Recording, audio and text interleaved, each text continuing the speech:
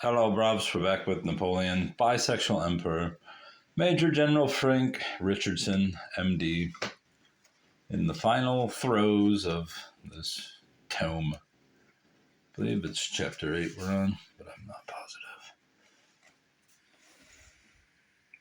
Napoleon and the male sex? Let me check. Yes, we're on chapter 8. Napoleon and the male sex. Footnote 1. General Maximilian Sebastian Foy, 1775 to 1825, an artilleryman who first met Napoleon in Italy. After serving under Marshal Massena in Switzerland, he came under slight suspicion at the time of the Pichegru conspiracy in the peninsula, to which he went in 1807. He again served with Massena, who after his reverse at Torres Vedras sent Foy to Paris, hoping he could justify Massena's actions in Napoleon's eyes. Foy was severely wounded at Toulouse, and after rejoining Napoleon for the 100 Days, was again wounded at Waterloo. Emerging from the Napoleonic Wars with a fine reputation, he subsequently had a successful career as a politician and author. Foy's judgment on Napoleon was, Napoleon has perished. He has perished for having attempted to deal with men of the 19th century like the Attilas and the Genghis Khans. Footnote 2. The friendship of Alexander and Hephaestion is generally recognized as having been a homosexual one. It is said that Alexander, in a passion of grief, lay stretched upon the body of Hephaestion for a whole day and night. Hanged the physician Glaucius for the failure of his treatment, an occupational hazard for Alexander's medical attendants, and accorded to Hephaestion semi-divine honors. These two were recently called the best friends of the ancient world, after Achilles and Patroclus. At Patroclus, I'm not sure if that's supposed to be Patroclus, but I always heard it was Patroclus' funeral, Achilles sacrificed 12 young Trojans, 4 of his horses and 2 of his dogs.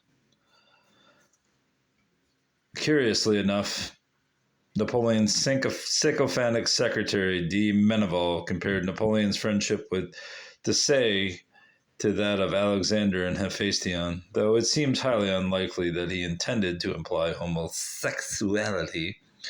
Desaix, one of Napoleon's young followers, died at Marengo at the age of 32, 2 years before de Meneval joined Napoleon's staff.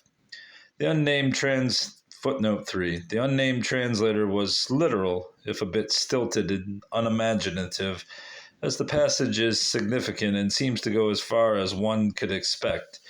It is here given in the original. You read that. Now you're gonna fuck it. Wow, there you go. Focus. Footnote 4. Robert's Dictionary, 1951, explains that favorites, why wouldn't you check Robert's Dictionary from 1800, whatever year you're referencing here, explains that favorites obtain their favor by indulging the vices of the sovereign. Gives as an example the favorites of Henri III, the homosexual king, whose reign became known as the reign of the favorites. Footnote 5. Dr. Pretorius believed that modern science pointed to the likelihood that homosexuality was constitutional or inborn. Geschlechtlicht.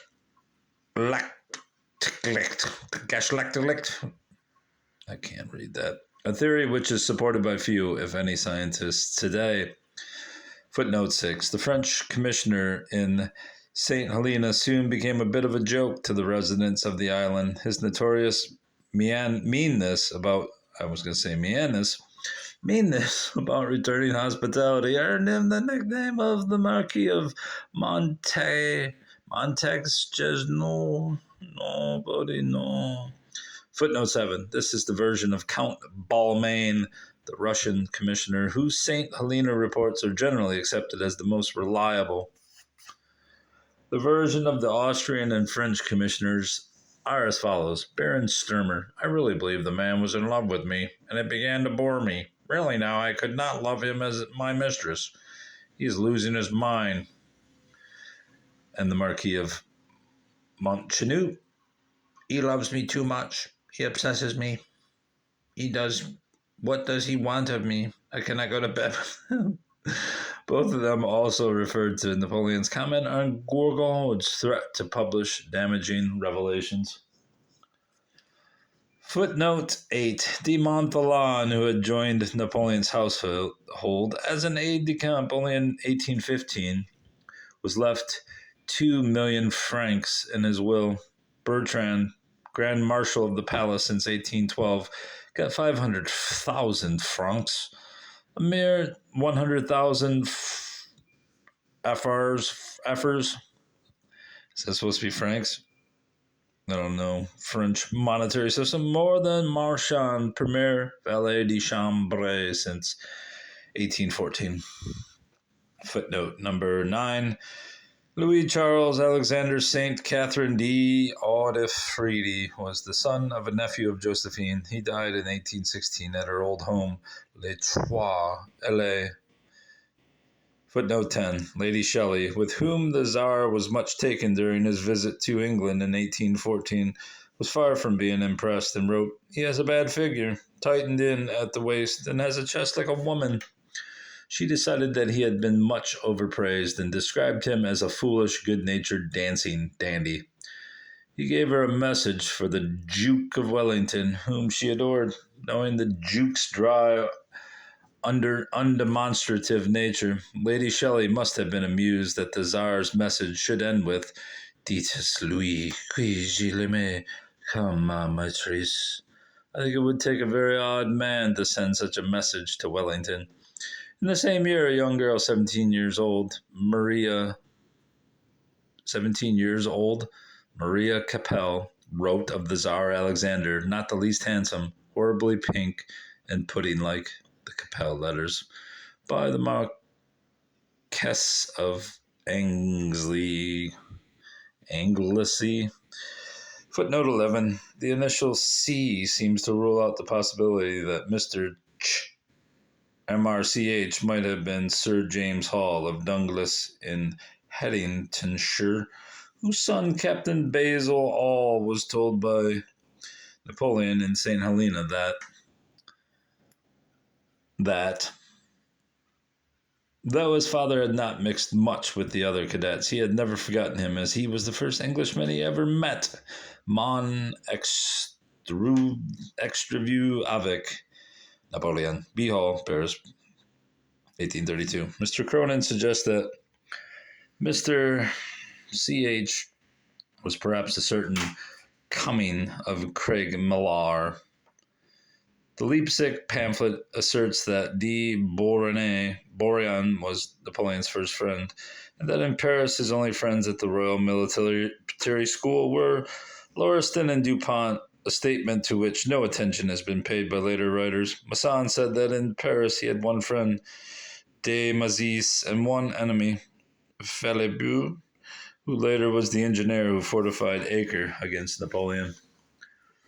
Footnote 12. This may not have been quite the end of Lauget's mischief-making. The author of the 1802 Leipzig pamphlet sets out to refute false stories about Napoleon, told by Laugier to a friend, especially one about Napoleon inviting Laugier to visit his home. At night, he points out that they were all locked into dormitories, each in his little cell, with servants watching the corridors all night. He described Napoleon as reserved, lonely, and slow to make friends, nicknamed the Spartan, hardly the sort of boy for nightly snuggles with a nymph. Footnote 13. He was a young Saxon rifleman who served under both Napoleon and Wellington. Captured during Massina's retreat from Torres Vedras, he joined the King's German Legion. Goethe wrote introductions for the 6 volumes of his memoirs, for long known only as Der Junge Feldjäger. He was identified in 1916 by the Library of Congress, Washington, USA, as Johann Christian Mampel. Footnote 14. He was the ill-used bastard son of a doctor, whose mother-in-law called by the child his bonne maman. was giving embroidery lessons to Marie Louise, so the young bursar had an unusual peephole on the emperor's private life. He wrote an entertaining book, but in the Earl of Rosebery's copy in the magnificent Durden's collection given by Lady Sybil Grant to the National Library of Scotland, the famous owner has written a begging letter to Napoleon III, composed, one would think, of fairy tales. A pity, for some of the tales are great fun, especially one in which the author, now a merchant seaman, aged 21 and miserably jealous of his friend young Lacasse for being with his heroine St. Helena, sails to rescue Napoleon in the good ship Zenobie. With her master, Captain Lepisseur, they land, meet Montholon and Napoleon, and beg them to escape. Napoleon refuses as he feels death approaching. He was dead in 6 months. Zenobie and her oddly named captain do not sail into any of the recognized history books. Whew. That's all, brofs.